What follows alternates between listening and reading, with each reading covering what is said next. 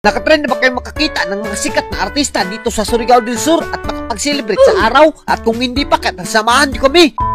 What's up sa inyo guys? For today's video ay naglaag-laag kami na IB dito dahil araw ng Surigao del Sur. At ayan na nga, syukansi naman guys, andito kami ngayon sa concert ni Nick Makino na napakagaling naman talaga.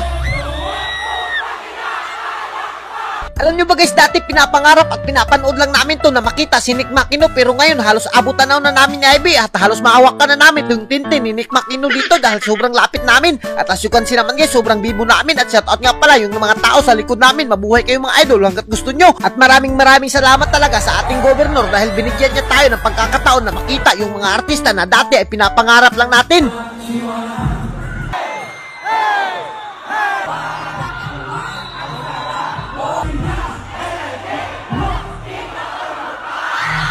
As you can see naman guys, ganito kami kabibo kapag araw ng Surigao del Sur at talagang hindi ka magmamahay. Sa puntong ito, last day na nga pala ng araw ng Surigao del Sur, kaya naman pumunta na agad kami rito at hindi na kami nagpadugay-dugay. At awarding nga pala ngayon ng sinalihan namin na vlogging contest at kasama namin yung mga iba't ibang content creator dito. At as you can see naman guys, nakadawat kami ng certificate at kasama namin sila Kilay at sila Manubers at Shumay Rides at iba't ibang mga content creator na napakagaling. At syempre shoutout na rin sa mga judges natin na sobrang gaganda, lalo na kay Ma'am Shin at kay Sir Jack. Mabuhay kayo mga idol hanggat gusto nyo. Go Bayik Vlog 2024 competition. I know mga followers mo mostly ng ato Pilipino vlogger. Ladies and gentlemen, please your attention on our screen.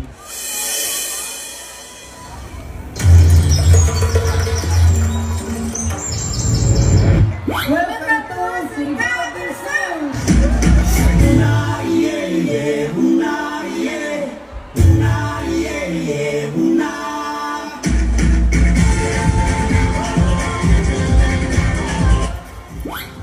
Nakatrain na ba kayo mag-celebrate sa araw ng Surigao del Sur? Makapunta sa iba't ibang tourist spot? At kung hindi pa, kasamahan niyo kami!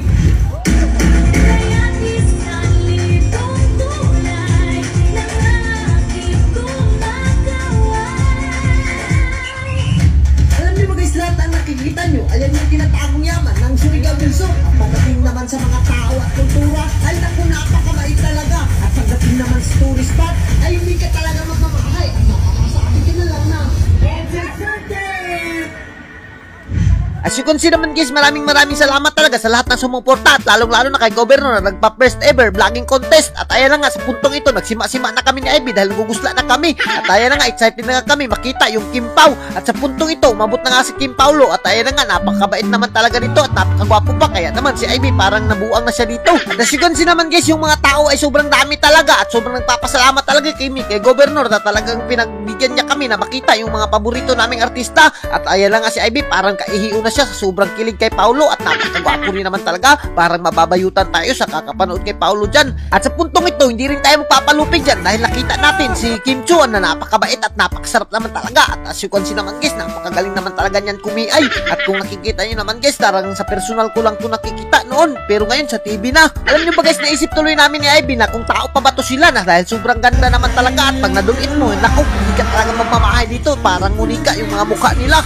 At sa puntong ito, talagang sumasabay kami sa kanta nila dahil kinikilig kami. At ayan nga, as you can see naman guys, yung mga tao dito talagang sobrang naghahanda ng video dahil darating na yung pinakapaborito nating artista at pinakapaborito nating rapper. At hindi ka magmamahay dito sa sobrang galing talaga mag-rap. At syempre tuwang-tuwa talaga kami ni Ivy dito dahil nakita namin yung idol namin na si Glock 9. At as you can see naman guys, lahat na papasayaw talaga kapag si Glock 9 yung kumanta. At hindi ka talaga magmamahay rito dahil sobrang bibo talaga ng kanta niya.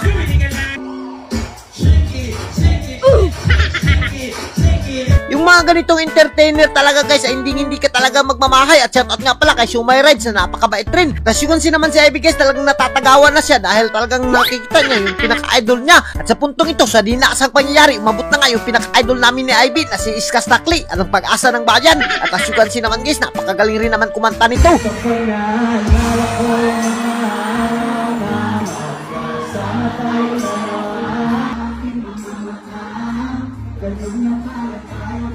At siyempre kung mayroong Iska Stakli, meron din tayong Proji dyan na napakagaling at sobrang bilis naman talaga mag-rap.